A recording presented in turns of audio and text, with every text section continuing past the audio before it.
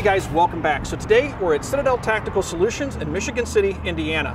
Today I want to talk about something that's a little bit different than what we normally talk about here on the Military Arms channel, and that's self-preparedness, self-reliance, or survivalism as some folks call it. I want to talk about something in particular though, and that's my get-home bag. And some folks might call it a get-home bag, a get-back bag, or a bug-out bag, or even an inch bag, which means I'm not coming home bag. Whatever you call it, it's a bag to get you from point A to point B when things go south. Let's grab the bag, let's run inside, and we'll take a look at my bag that I bought here at Citadel Tactical Solutions.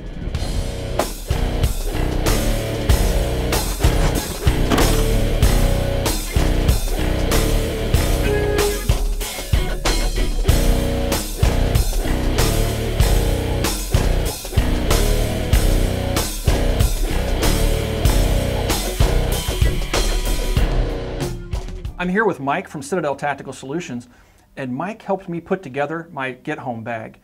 And this is the bag, which is a Voodoo tactical bag that Mike recommended to me based upon my needs. And what my needs are is I have a family of 2 sons and a wife, so I need a fairly large bag. And in that bag I have enough provisions to get me by for roughly 72 hours or so to get me from that point A to point B. Mike, can you tell me a little bit about how you pack these bags and what you put in them and what you recommend? Absolutely, Tim. What I recommend first when you think about a bug-out bag or a get-back bag is that you remember 4 C's: cutting, cordage, combustion, container. And so you're going to need a knife, you're going to need some form of fire starting, you're going to need some form of cordage. Your bladder for your bag will do as your container, and you should put a small survival kit, some matches, that sort of thing, direction-finding compass. Put that in a separate pouch. It'll attach to the side of the bag, and you should prepare your bag based on a 72-hour scenario that it's going to take you about 3 days to get home. Right.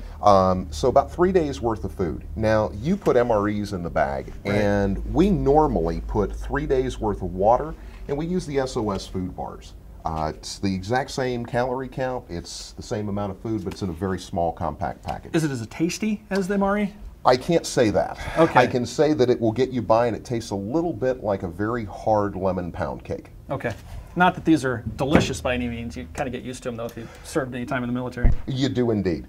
And you know, I recommend you have 3 methods of fire starting.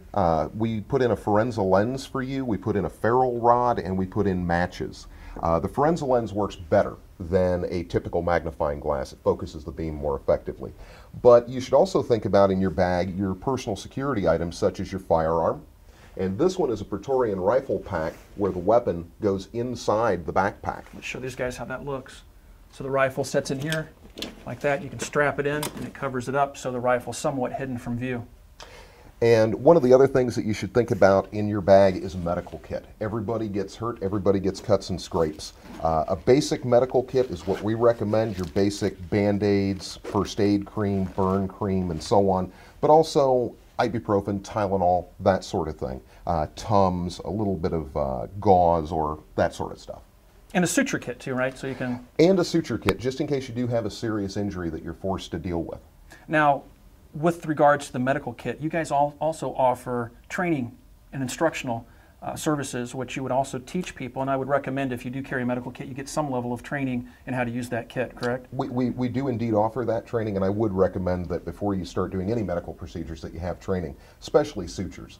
And we do offer that here. We have medical classes, survival classes, firearms classes, and emergency preparedness classes. Good stuff. Also, something else that's here is a huge knife. I've chosen this knife because it's more of a cutting tool. And you could probably tell us a little bit more about this particular blade, but this is something that would go on the side. I'm going to have a custom sheath made for it. And it's something that you can use to cut firewood, other things like that, and then a smaller knife for utility jobs and things like that. Exactly. If you're going to carry knives in your pack, which you should think about them in a couple of categories. Small fine work and loppers and choppers, and this definitely fits in the lopper and chopper category. Right, right. Or you could use something like the Gerber axe up here. Certainly you could. This just fills the best of both worlds between an axe, a machete, and a large field knife.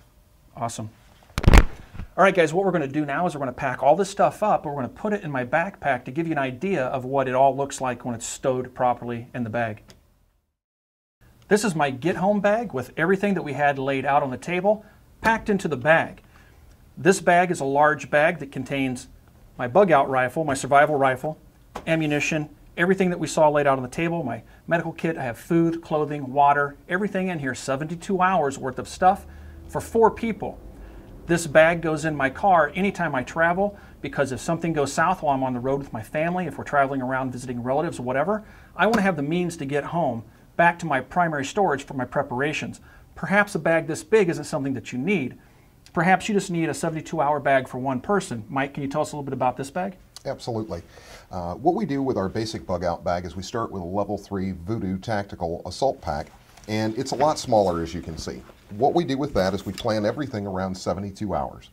That's 72 hours worth of food, that's 72 hours worth of water, and then you have to think about your medical and source to get water. We also include in them a first aid book and a pocket survival book. And this is also so that you can, if you're forgetting something, if you need to deal with a medical emergency or survival situation, you can get the knowledge out of the book, but it's also, in a bad circumstance, it's reading material. Take your mind off of what's going on. Sure. A full list of what goes into our bag is available on our website at citadeltactical.com. And again, just think about when you're packing your bug out bag, think cutting, combustion, container, and cordage, so that you've got your survival needs covered, and then all your personal gear. And this is how much does this bag go for? You guys sell these bags prepackaged, correct? Yes, we do. Okay. We do. It's available for about $200. For $200, you get 72 hours worth of stuff. Everything you see here packed into the bag for one person.